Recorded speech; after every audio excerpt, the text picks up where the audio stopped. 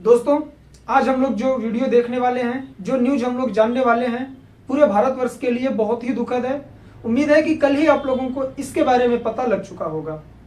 आज के वीडियो में हम लोग देखेंगे कि हमारे जो भारत के पहले सीडीएस बिपिन रावत जी थे, उनकी डेथ हो चुकी है प्लेन क्रैश में। और इस वीडियो में हम लोग उनकी उपलब्धियों और भारतवर्ष को दिए गए योगदान के बारे में समझने का प्रयास करेंगे। हम लोग यह जानेंगे कि उन वीर योद्धा ने पूरे भारतवर्ष को क्या दिया। सबसे पहले वीडियो स्टार्ट करने से पहले हम लोग हमारा पूरा स्टडी विद आंसू प्लेटफॉर्म उन वीर योद्धाओं को जो उनके साथ शहीद हुए हैं और साथ ही उन्हें भी भावभीनी श्रद्धांजलि अर्पित करता है। चलिए हम लोग देखते हैं कि वो वीर जवान जो बिपिन रावत जी थे, उन्होंने भारतवर्ष को क्या क्या दिया, उनकी उपलब्धियां क्या क्या थी, किस किस पद पर उन्होंने कार्य किया, साथ ही उन्हें कितने मेडल प्राप्त हुए। बहुत सारी चीजें हैं। हम लोग ज्यादा से ज्यादा 10 से 15 मिनट के बीच में उनकी उपलब्धियों के बारे में देखेंगे। चलिए स्टार्ट करते हैं।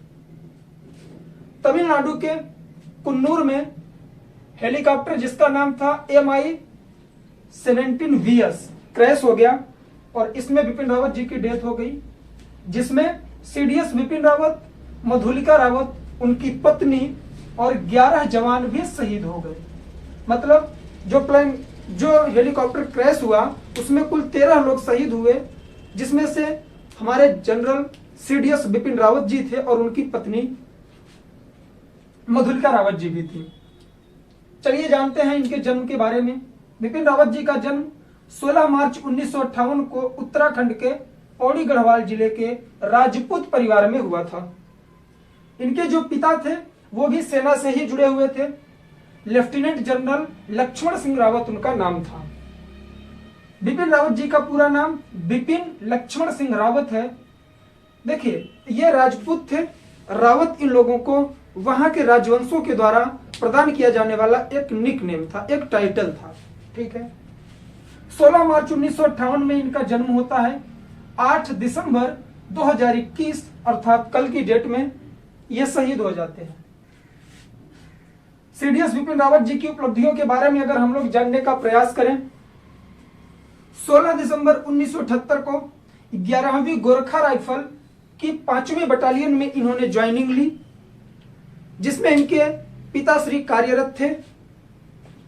फिर 1 दिसंबर से 31 दिसंबर 2016 तक 37वें उपसेना प्रमुख के रूप में इन्होंने कार्य किया।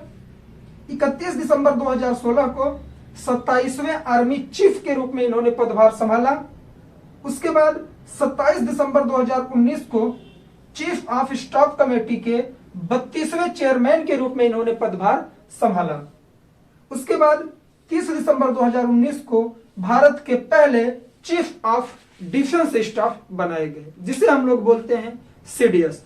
तो भारत में सबसे पहले अगर आप लोगों से पूछेगा कि सीडीएस कौन थे, तो बिपिन रावत जी थे, जिनकी कल की डेट में अकस्मात मृत्यु हो गई है।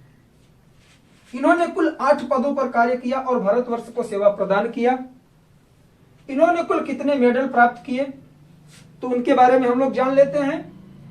परम विशिष्ट सेवा मेडल, उत्तम युद्ध सेवा मेडल, अति विशिष्ट सेवा मेडल, युद्ध सेवा मेडल, साथ ही साथ सेना मेडल। इतने मेडल इन्होंने हासिल किए थे। देखिए, यह जो वीर योद्धा थे, इनके बारे में बताना बहुत बड़ी चीज होती है। मैंने जहां तक इनके बारे में जानने की कोशिश की, गूगल से मैंने सर्च किया, बहुत सारे प्लेटफॉर्म से, कई न्यूज चैनलों से कोशिश करके मैंने कुछ कंटेंट तैयार किया है इनके लिए।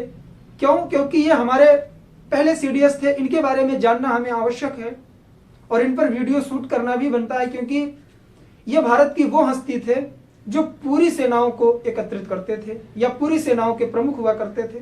सीडीएस जो पोस्ट बनाया गया, जल सेना, वायु सेना और थल सेना, तीनों को एकत्रित करने के लिए बनाया गया।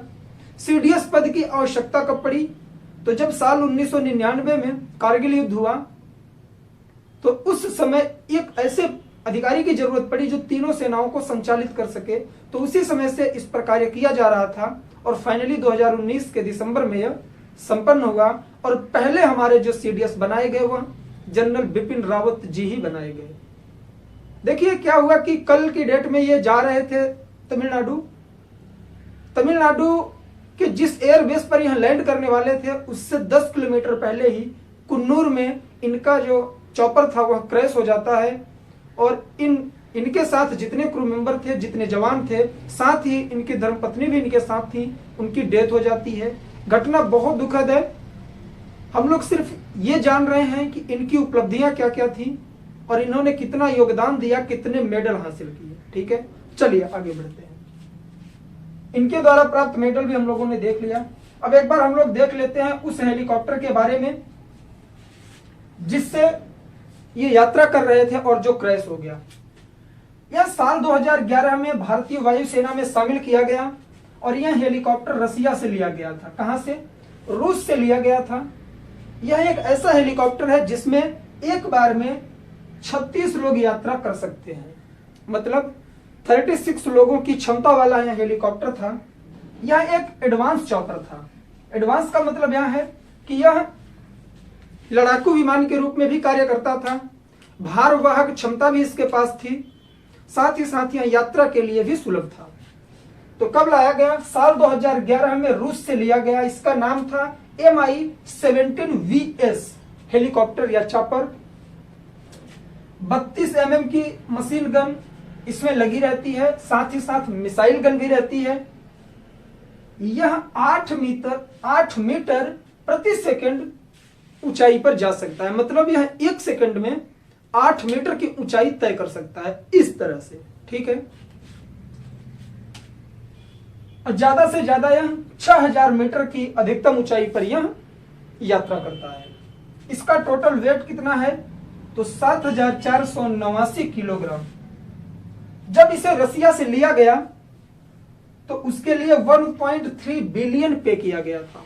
1.3 बिलियन पे करने पर यह हेलीकॉप्टर भारतीय वायुसेना को प्राप्त हुआ था, रसिया द्वारा प्राप्त हुआ था। एक चीज जानकर आपको आश्चर्य होगा, कहीं न कहीं लोगों में कुछ राजनीतिक मतभेद हो जाते हैं, तो वो लोग इस पर राजनीति भी करना चाहते हैं कि जो सीडीएस बिपिन रावत जी थे, शायद उनका जो हेलीकॉप्टर था वह पूरी तरह से एडवांस नहीं रहा होगा, ये वो बहुत कुछ बोल सकते हैं। लेकिन इस तरह की दुर्भावना लेकर जो लोग बोलते हैं, हम लोग उनकी पूरी तरह से आलोचना करते हैं। तो मैं आप लोगों को बता दूं कि जिस हेलीकॉप्टर से ये यात्रा कर रहे थे, जिसका नाम था Mi-17VS हेलीकॉप्टर, इसी हेलीकॉप्टर से हमारे भारत के माननीय प्रधानमंत्री श्री नरेंद्र मोदी जी भी यात्रा करते हैं। तो ऐसा कुछ नहीं है, हेलीकॉप्टर बहुत ही एडवांस टेक्निक का है। रसिया द्वारा अभी तक 20 से 25 देशों को ही यह प्राप्त हुआ है। तो इसकी उपयोगिता और इसकी सुरक्षा के बारे में आप लोग जान सकते हैं कि इसकी क्वालिटी क्या है। तो इतना ही था आज के वीडियो में, कुछ ज्यादा कहने की जरूरत नहीं है, क्योंकि पूरा का पूरा देश इस समय शोक में डूबा हुआ है। भारत को जो क्षति आज हुई है कभी पूर्ण नहीं हो सकती है। तो वीडियो में सिर्फ इतना ही, एक बार हम लोग देख लेते हैं फिर से। हेलीकॉप्टर क्रैश कहां हुआ? तो तमिलनाडु के कुन्नूर में। हेलीकॉप्टर का नाम था Mi-17VS। इनका जन्म 16 मार्च 1958 को उत्तराखंड के पौड़ी गढ़वाल जिले के राजपूत परिवार में हुआ था। इनके पिता जो थे वो भी सेना में ही कार्यरत रहते थे, जिनका नाम था लेफ्टिनेंट जनरल लक्ष्मण सिंह रावत। विपिन सिंह रावत का अगर पूरा नाम पूछेंगे तो विपिन लक्ष्मण सिंह रावत इनका पूरा नाम था। 16 मार्च 1958 को इनका जन्म होता है। 8 दिसंबर 2021 यानी कि कल इनकी डेथ हो गई। सीडीएस बिपिन रावत जी की कुछ उपलब्धियां हैं। 16 दिसंबर 1978 को 11वीं गोरखा राइफल की 5वीं बटालियन में इन्होंने ज्वाइनिंग ली। 1 दिसंबर से 31 दिसंबर 2016 तक 37वें उपसेना प्रमुख के रूप में इन्होंने पदभार संभाला। साथ ही साथ 31 दिसंबर 2016 को 27वें आर्मी चीफ के रूप में इन्होंने पदभार संभाला। फिर 27 दिसंबर 2019 को चीफ ऑफ स्टाफ कमेटी के 32वें चेयरमैन भी बने। अगर हम लोग बात करें उस पोस्ट की जिस पर ये वर्तमान में कार्यरत थे, सीडीएस जिसे कहते हैं चीफ ऑफ डिफेंस स्टाफ, 30 दिसंबर 2019 को बनाया गया और 1 जनवरी 2020 को इन्होंने ये पदभार संभाला था। ठीक है, कुल 8 पदों पर इन्होंने कार्य किया था। इनके द्वारा प्राप्त कुल 5 मेडल थे, जो इतने हैं: परम विशिष्ट मेडल, उत्तम युद्ध सेवा मेडल, अति विशिष्ट सेवा मेडल, युद्ध सेवा मेडल और सेना मेडल। जिस हेलीकॉप्टर से यात्रा कर रहे थे ये वही हेलीकॉप्टर है जो रसिया से लिया गया था साल 2011 में। भारतीय वायुसेना में शामिल किया गया था और इसी हेलीकॉप्टर से पीएम नरेंद्र मोदी जी भी यात्रा करते हैं। 36 लोगों को एक साथ में ले जाने की इसकी क्षमता है। 8 मीटर प्रति सेकंड ऊंचाई पर यह जा सकता है। 6000 मीटर की अधिकतम ऊंचाई पर यह यात्रा कर सकता है या उड़ सकता है। इसका टोटल वजन 7489 केजी है। 1.3 बिलियन पे करके इसे रसिया से प्राप्त किया गया। तो ये था आज का वीडियो। तो चलिए एक बार फिर से हम सभी की ओर से सीडीएस जनरल बिपिन रावत जी और उनके साथ जितने भी जवान शहीद हुए हैं, भगवान उन सभी लोगों की आत्माओं को अपनी श्री चरणों में स्थान दें और पूरे स्टडी विद आंसू प्लेटफॉर्म की तरफ से उन सभी वीर योद्धाओं को भावभीनी श्रद्धांजलि। तो आज के लिए बस इतना ही। मिलेंगे हम लोग नेक्स्ट वीडियो में।